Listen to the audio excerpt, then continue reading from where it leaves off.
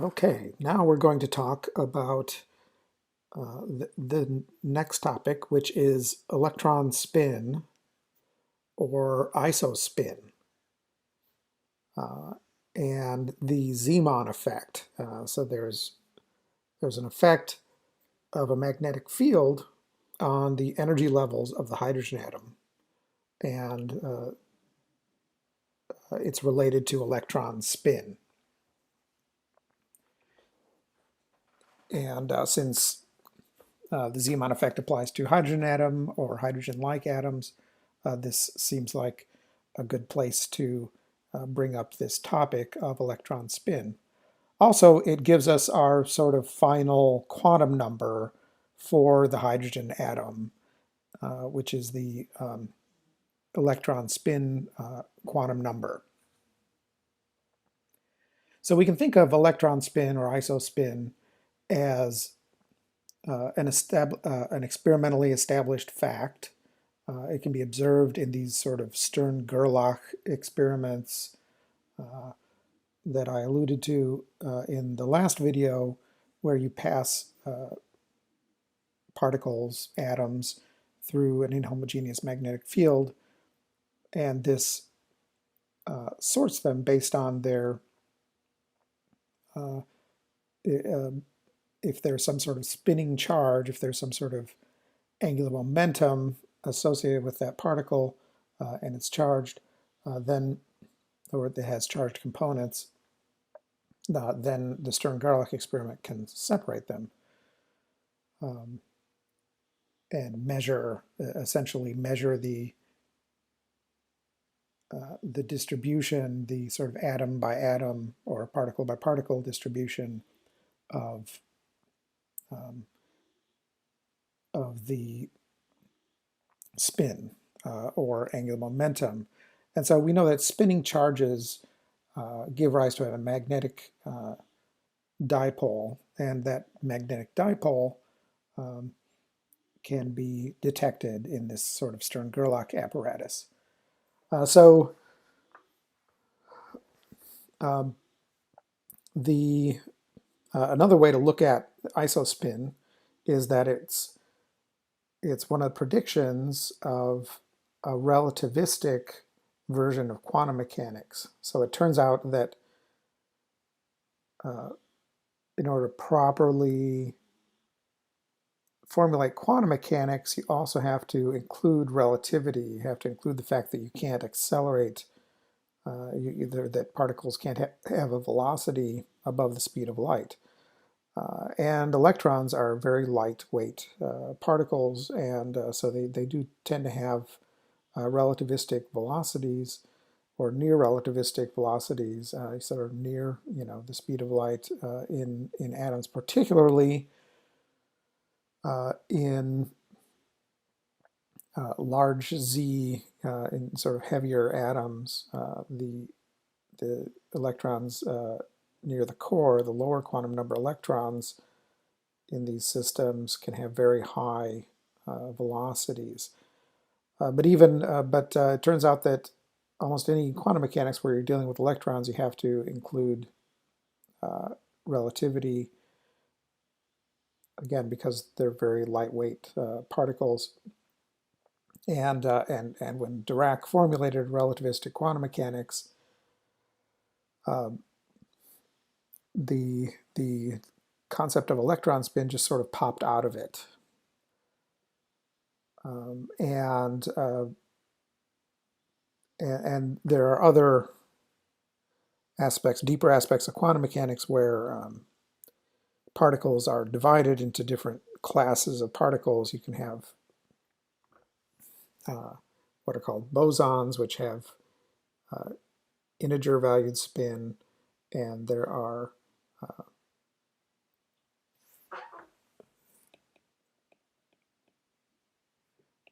fermions, which have half integer spin. So all fundamental particles are divided into either being bosons or fermions. Electrons are fermions, they have half integer spin. Also, protons, it turns out, are fermions. They have half-integer spin, and that's used in, that ends up being important in NMR, in nuclear magnetic resonance. All right, so moving on. So again, we don't have, I don't want to spend too much time talking about bosons versus fermions, but it turns out that this relativistic quantum mechanics gives us a sort of new pair of quantum numbers, S and ms. They're very similar to L and ml. However, for electrons, the S quantum number, which kind of tells you what the total angular momentum quantum number, the L, sort of like the L quantum number, what that is, and it's always plus 1/2 for electrons. And the ms, of course, ranges from -s to s. So in this case, again, I'm saying, of course, rather by analogy with the L and ml quantum numbers. And so then it ranges from -1/2 to plus 1/2. And so electrons can be, say, with a spin of plus 1/2 is a spin up electron, and that's often indicated using an up arrow. And ms of -1/2 gives you a spin down electron, indicated often with a down arrow in various occupancy diagrams. We've already sort of used these kinds of occupancy diagrams before, or often actually it's not an arrow, it's often a sort of a harpoon. It looks like that. And what else to say about this? Oh yeah, there is an operator, and we'll talk more about that operator momentarily.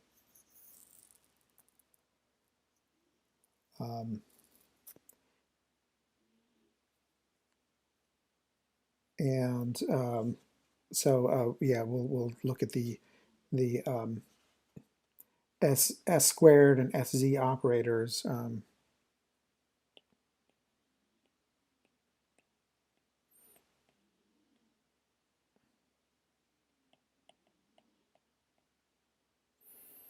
Which again are analogous to the sort of total angular momentum L squared operator and the LZ operator, which is the component of the angular momentum along the z-axis. And so there's sort of two sources of angular momentum. If you have an electron in an orbital of the hydrogen atom, there's going to be the angular momentum associated with the orbital. Of course, s orbitals have an orbital angular momentum of 0, but p orbitals and d orbitals do not. They have some angular momentum associated with them. And in addition, so that has to do with the orbital. Then in addition, the electron itself has this intrinsic isospin, and it has, a quantum number associated with it. We usually don't pay much attention to, again, to the S quantum number because it's always plus 1/2, but it does, for the sake of completeness, we'll include it. That said, usually for an electron, we end up having kind of, sorry, for a hydrogen atom, then we end up having 4 quantum numbers, N, L, ML, and MS. Before I move on, yeah, I'd like to mention that this is, again, a relativistic effect. There are other relativistic effects.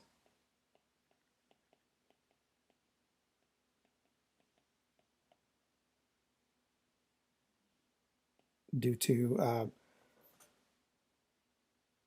again, that are associated with particles moving very quickly, close to the speed of light, where you have to take into account relativity, Einstein's relativity.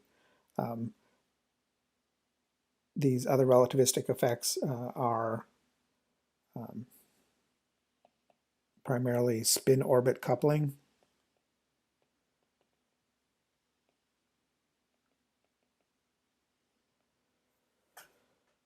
which ends up being important, particularly for heavier atoms, for high Z atoms, and in particular, it really starts to be important for the third row and below. So really, a big chunk of the of the periodic table involves relativistic effects. Relativistic effects end up being important in things like ferromagnetism, which is related to spin-orbit coupling. That said, those are topics perhaps for that we won't be covering in this semester. That will be covered in other advanced courses that may or may not be in your curriculum or might be in a graduate curriculum. Anyway, so we're not going to be discussing spin-orbit coupling in any detail, but I just thought it would be good to show a link to that concept, which you may run across even if you don't have coursework that specifically goes into the theory of that.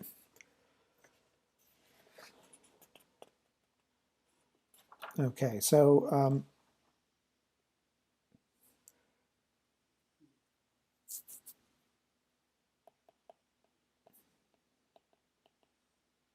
isospin or intrinsic spin eigenfunctions.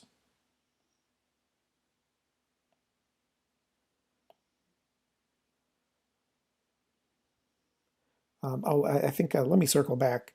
I skipped something. So there's an angular momentum associated with the orbit, and then there's another angular momentum associated with the particle itself. So I wanted to say an analogy would be, say, the Earth orbiting the Sun, where there's an angular momentum associated with the Earth orbiting the Sun, and there's also an angular momentum associated with the Earth spinning on its axis. Anyway, so just I like to bring up analogies, and yeah, I wanted to insert that there. Okay, so let's talk about isospin eigenfunctions. So we're going to have operators. Again, it's the S squared operator and the SZ operator. But those have to have, or those ought to have, eigenfunctions associated with them. And those eigenfunctions would be describing electrons. So alpha is the isospin function associated with ms equals plus 1/2, and beta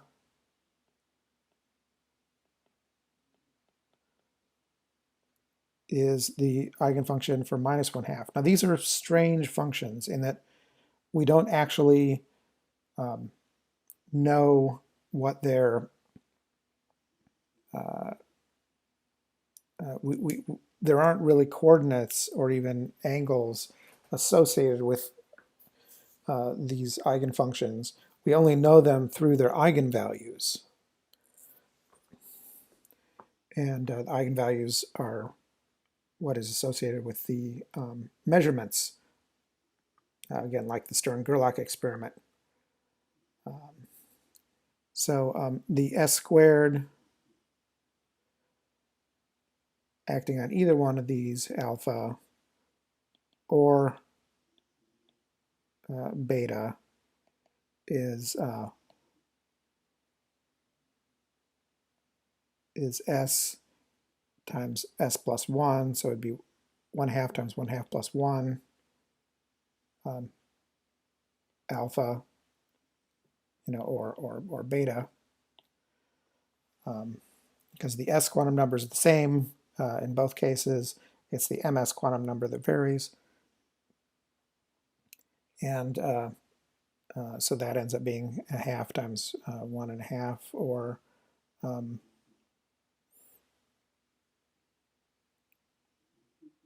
or 3/4 h bar. Sorry, half times 1/2 plus 1 h bar squared.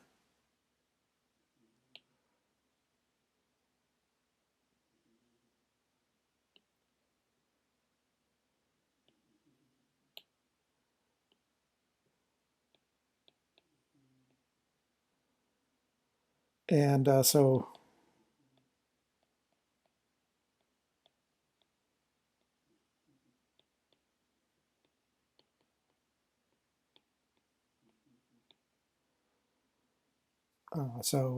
S squared gives us that. The SZ quantum number, which is of more interest because it's going to give you, or sorry, the SZ operator, which is of more interest because it's going to give you different values for alpha or beta. SZ is given as follows. SZ alpha is h bar over 2 alpha, and SZ acting on beta, sorry, it's not h bar squared.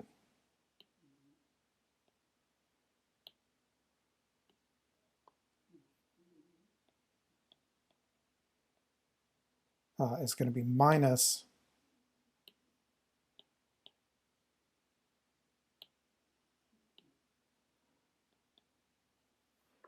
h bar over 2 beta.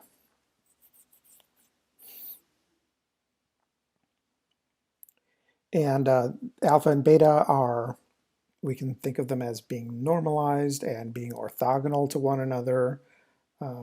And they're separable from the rest of the wave function. So then the complete wave function for, say, psi1s for an electron that's up, spin up, would be R10 of R, Y00, theta and phi, alpha. And say for a for 2p spin down,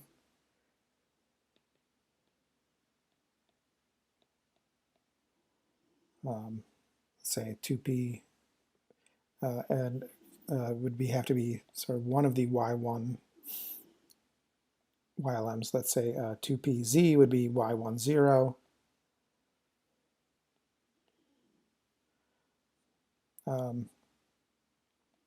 beta. And the y10 would be a function of theta and phi, or at least one of those two variables.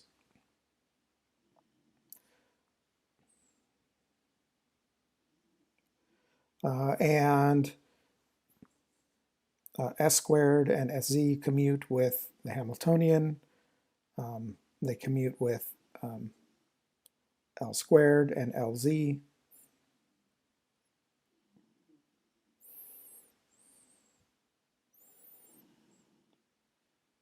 And they commute with each other.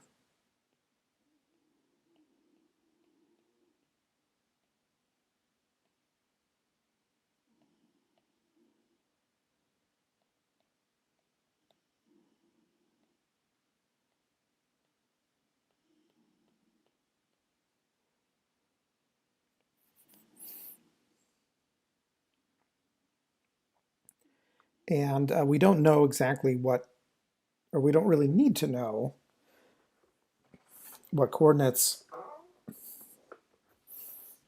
are associated with alpha and beta. We just need to know the eigenvalues.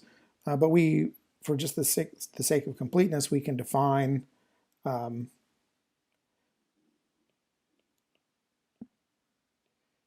d sigma, which is would be the volume element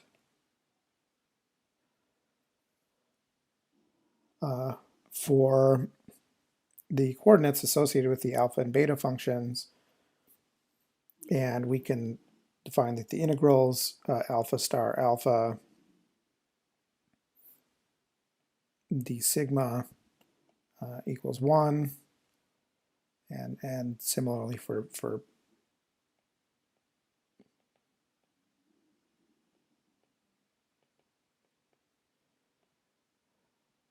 and of course they are orthogonal.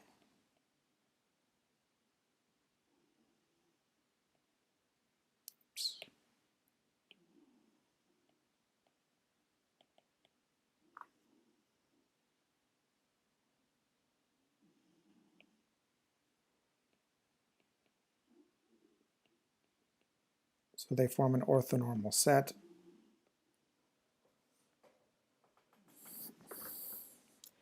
Okay, so then at this point we have four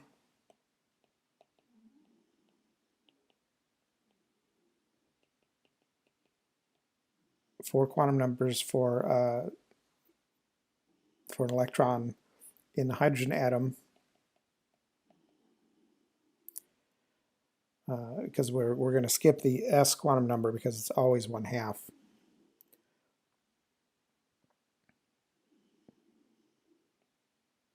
And the quantum numbers are n, the principal quantum number, L, the angular momentum or orbital quantum number, ML, the magnetic quantum number, and MS, the electron isospin quantum number.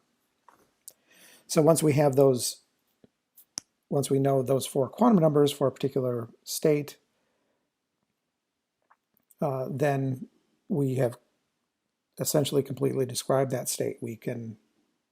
We'll know what functions are associated with those, what wave functions are associated with any set of quantum numbers based on what we've already established.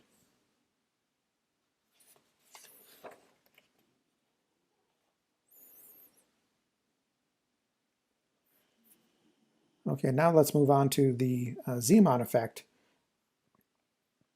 which is an effect that occurs when you apply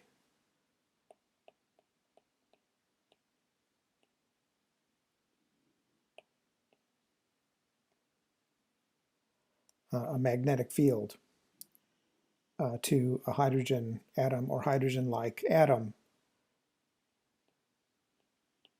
So as I alluded to previously, the electron spin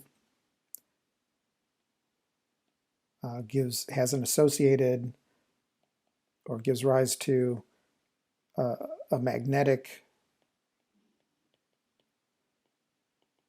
dipole moment.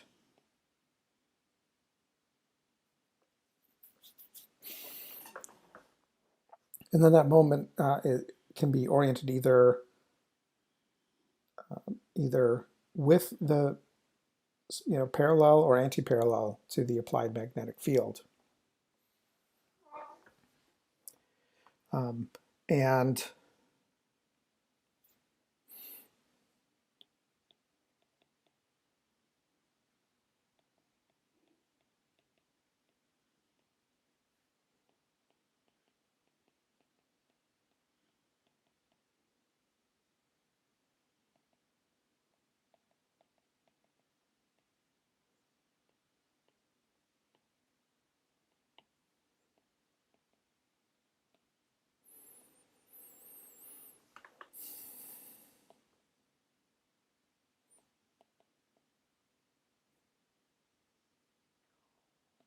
And we also have orbital angular momentum.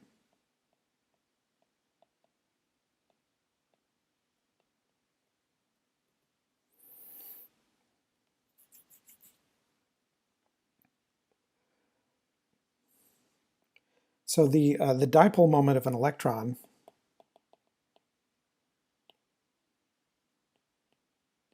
magnetic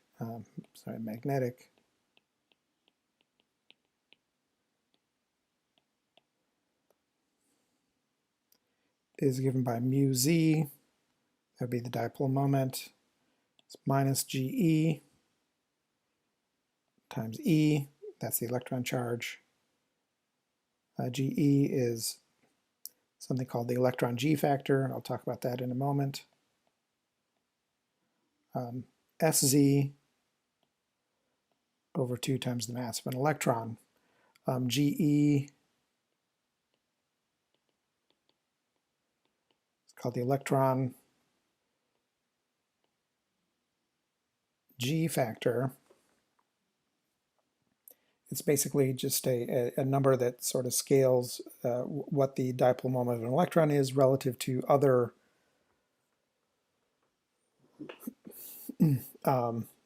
relative to the dipole moment associated with other kinds of angular momentum, such as orbital angular momentum. And the electron G factor has a curious value, which is the subject of much debate. It's equal to 2.002322. So out to 3 significant figures, it's basically 2, but it's slightly different than that, though. However, in some of our later expressions, we're going to assume GE is roughly 2. And that gives rise to some interesting cancellations, or interesting near cancellations. And depending on the resolution of the instrument, you may not be able to differentiate between G equals 2 versus 2.002322. And this is also, sometimes there's a lot of constants there, and so it's often given by minus GE, something called mu sub B. And again, MS, where MS is what you would get from, so when you act SZ on alpha or beta, you're going to get plus or minus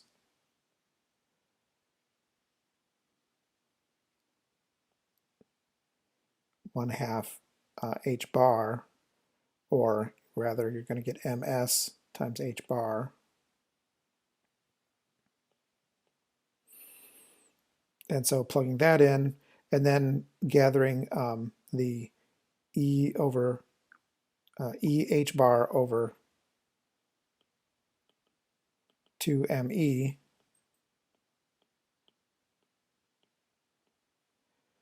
we can call that the Bohr magneton.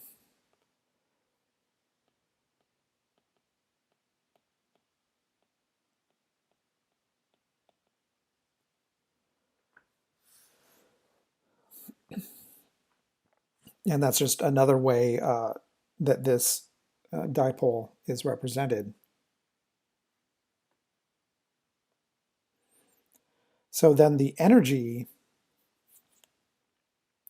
associated with an electron with a spin oriented either parallel or anti-parallel to a magnetic field.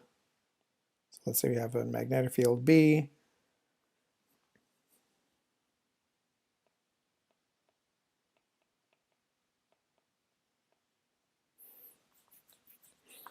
With a strength B, then and then we have an electron in it, and it's spinning around in a plane perpendicular to B. It's going in either the sort of clockwise or counterclockwise direction,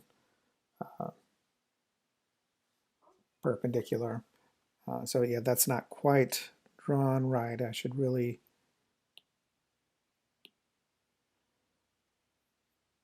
draw it more like this, elongated, to sort of show that it's, if the B field is along the say, z-axis, we have rotation in the xy plane. Then the energy associated with the field interacting with the dipole moment is GE mu B ms B. So if you have a stronger magnetic field, there's going to be, so essentially we're going to end up with the energy associated with this dipole interacting with the magnetic field is going to go either plus or minus, and then the amount of splitting, the amount that it deviates from zero, is going to be dependent on the magnetic field strength B. So if there's no magnetic field, then there's no splitting, and electrons moving clockwise versus counterclockwise, or spin up versus spin down. Those are going to have the same energy if there's no magnetic field. If there is a magnetic field, then they're going to be split, and one is going to have a positive energy and the other one's going to be negative energy, because ms can be plus or minus 1/2.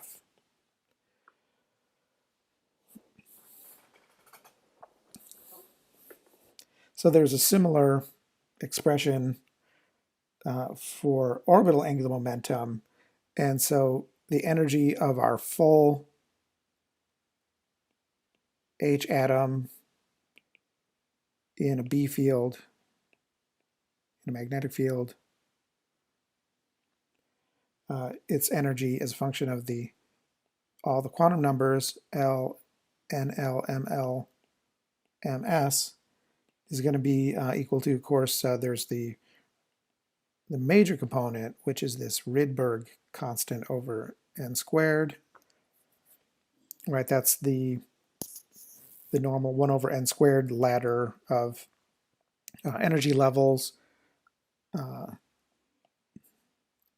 of course, sometimes this part is ignored because what we're interested in is the Zeeman splitting, not the absolute energy levels, but sort of how much the energy levels are split when you add a magnetic field.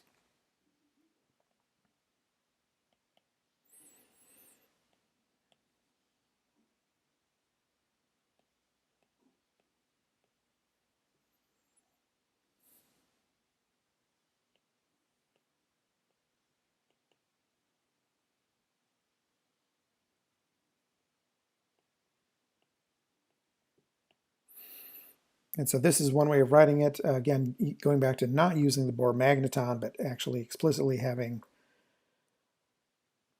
the charge of an electron, E, H bar, and the mass of an electron, and the magnetic field. That's one way of writing what this energy is. And of course, we can say, we can drop off the Rydberg part and the sort of energy, the initial energy of the hydrogen atom, and just talk about a Zeeman energy. And of course, we can also, and so this would be the energy in a magnetic field relative to what it would be without a magnetic field. And we can write it as mu B, B, and since GE is almost, since our electron G factor is essentially almost exactly 2, we can say ml plus 2 ms. This would be an approximate, but a pretty good approximation, right, out to almost 4 sig figs.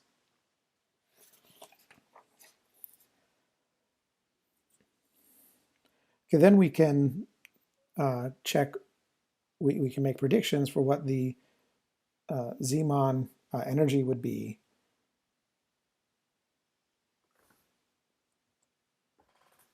for various states. let's say we have, so let's make a table of Zeeman energy levels.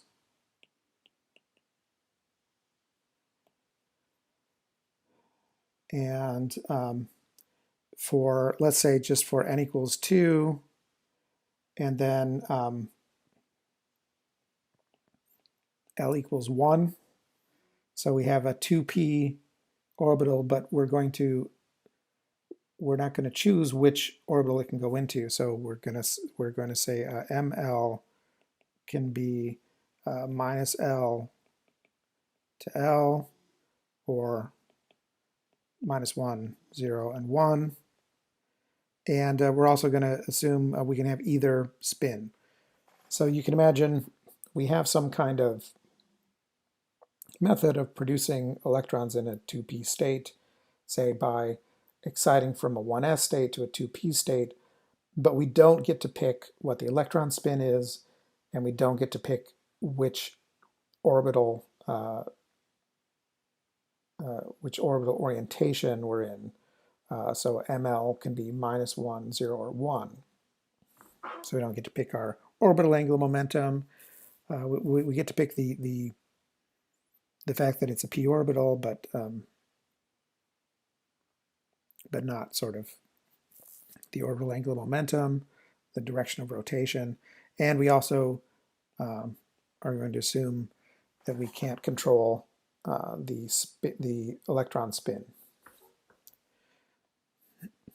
So then we can make a table of, in this kind of experiment, these various energy levels corresponding to the promotion from the 1s to 2p are going to give rise to a series of energy levels which we can probe using an atomic absorption or atomic emission instrument. And so we can make a table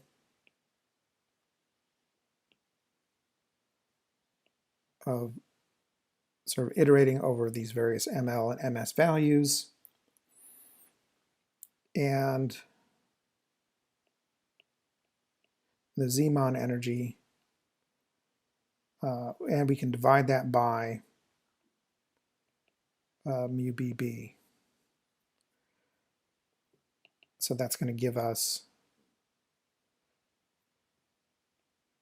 ML plus 2MS.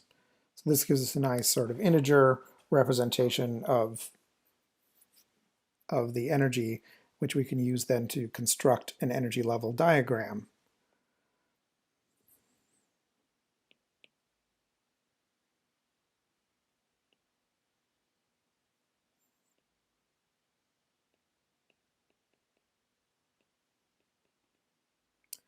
So let's say if we have ML is minus 1, MS can be plus or minus a half, and ML plus 2MS in this case, that's going to give you minus 1 plus 2 times a half, so minus 1 plus 1, that's going to give us 0. Then in this case, we're going to have minus 2. And then if ML is 0,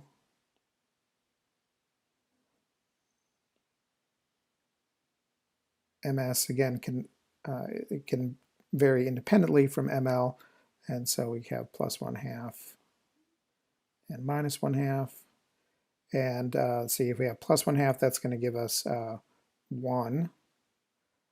Right, it's going to be 0 plus 1/2 times 2, so that's going to give us 1, and then this one's going to give us minus 1. And let's look at the last 2 in our table. That's going to give us, let's see, 1 plus 1/2, that's going to give us 2. And 1 and minus 1/2, that's going to give us 0. So there's a little symmetry there in this table. And so these are the sort of tabulated energy levels. They're not ordered.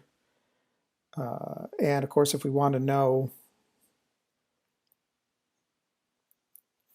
where the peaks are going to show up in a spectrum or something, that we're going to want to have an ordered energy level diagram.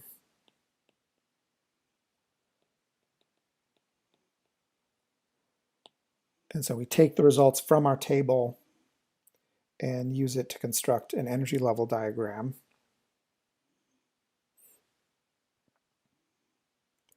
And so we're going to have energy going up. And again, this is just going to be the Zeeman part of the energy, not the Rydberg part. And you can see we have 5 energy levels, right, ranging from -2 to 2. So we'll start with 2 up at the top here. 1. See, and again, there's only one state with an energy of 2. There's only one state with an energy of 1. There are 2 states with an energy of 0, so we're going to indicate that degeneracy here by using 2 sort of line segments.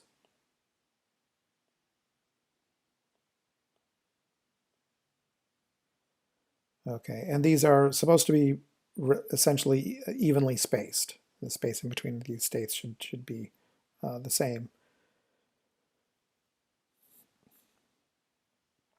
And again, this is easy, sort of normalized easy divided by mu BB. Okay.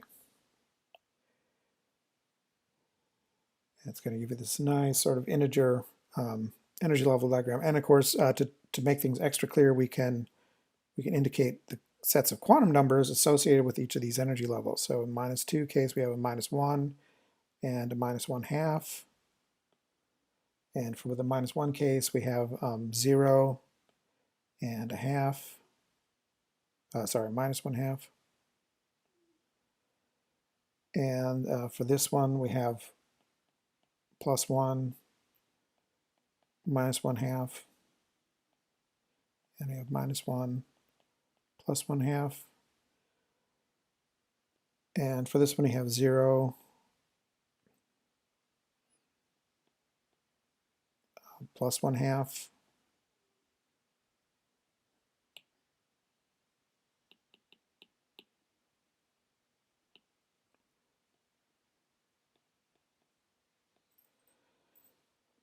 And for this one, we'd have 1 and +1/2. And so in the spectrum, we would expect to see 5 peaks with roughly equal splitting between the peaks. And perhaps the central peak is going to be more intense because there are more states associated with that peak.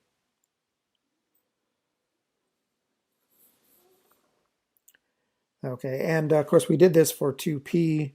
You may be asked, say in a homework or on an exam or something, to look at a 3D electron. It's going to give you, there's going to be more energy levels, somewhat longer table, a little bit more complex to deal with, but not too much. Yeah, maybe I'll end up with 8 energy levels or something like that. So we can make these predictions and then hopefully see them in the magnetic field experiment, where we stick our discharge tube in a magnetic field and look for this effect. And the truth is actually a little bit more complicated than this, in that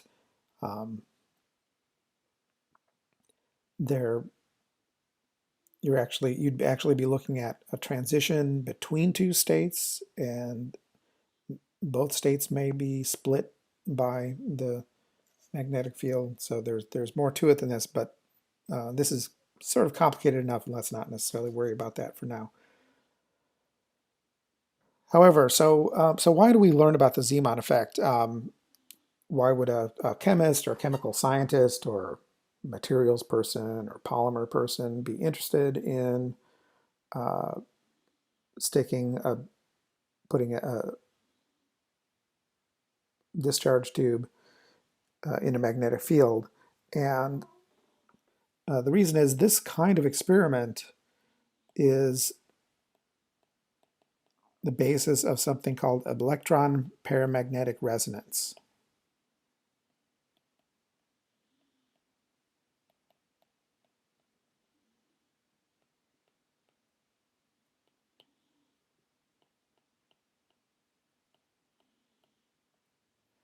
And this is related to, similar to, and the setup is similar to an NMR experiment, nuclear magnetic resonance. Nuclear magnetic resonance is a very general technique because so many molecules have some nuclei in them that have some spin, and you can look at that nuclear spin using NMR, and it's a great technique. It gives you a lot of structural information. And EPR is somewhat less widely used. However, it's not techniques are not necessarily a popularity contest in that some techniques have certain very important specialized uses. Not every technique has to be completely general to be useful. It just needs to tackle a problem that's of sufficient interest. And in the case of EPR, it's only going to be sensitive to atoms or molecules with an unpaired electron, and those are somewhat rare, but they're very important.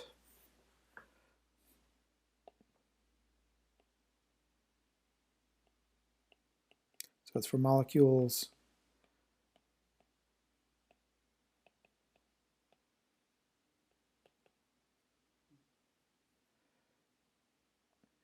and the one type of species that has unpaired electrons are free radicals. So free radicals are one of these systems that historically were very difficult to study. There was a lot of indirect evidence that they existed, things like free radical chain reactions and so on, but they're tricky to find because they're highly reactive, and therefore they're very short-lived. Okay, and typically under typical conditions, or even, but you can sort of prepare maybe a solution or a crystal with some free radicals in them, but they'd be kind of dilute. They would have to be at fairly low concentrations, and so EPR can detect these chemically very important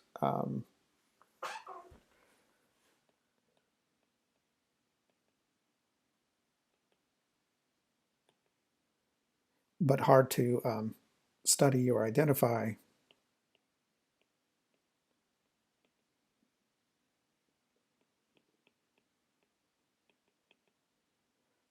species. And so EPR is a very useful technique for this very important class of often short-lived transient intermediate species that so many years ago were simply assumed to exist, but there was very little proof. But EPR, of course, gives us those proof. And not only that, but gives us some very detailed information about the sort of number of unpaired electrons and their environment and what orbitals they're associated with. So it can give you a lot of important information about the nature of that radical.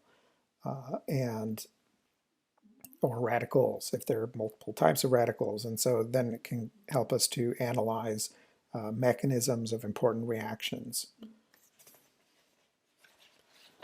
That said, this isn't an EPR class. We're not going to get into details of that, but it's good to see sort of how EPR is grounded in these early experiments. So in conclusion, that kind of wraps up the hydrogen atom. Pretty much all that we are going to cover. We could spend more time on hydrogen atom. We could look in more detail of various things such as expectation values and so on. And some of those things we'll tackle in the homework. But that is pretty much wraps it up.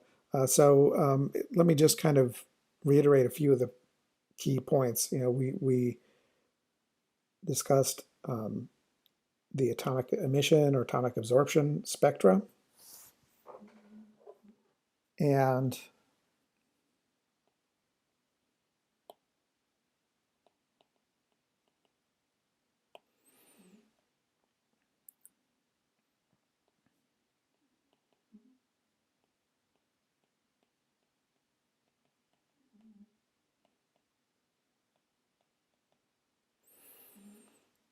we just covered the Zeeman effect.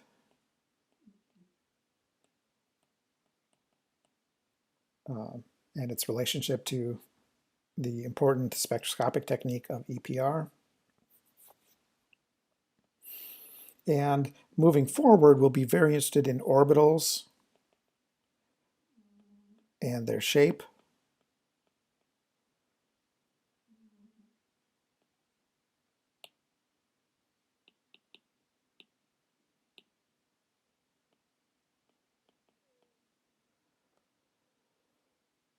We've talked about electron spin. That is also going to show up again. So we just barely introduced these alpha and beta functions. They're going to be more important later when we talk about, particularly when we talk about multi-electron atoms and molecules, because then the nature of these alpha and beta spin states, these spin up, spin down states, ends up being more important. And there's some additional wrinkles associated with the electron spin and our alpha and beta states. And we'll see that in the case of the helium atom, some very important spin effects that that go well beyond what you, or that go into more of the detailed concepts of. So we're going to talk about kind of Aufbau and Hund's rules, and how they're related to alpha and beta states. So there's some really important things with spin that we haven't really scratched the surface on. But it gives us a starting point for talking about multi-electron atoms. So our next topic is going to be approximations.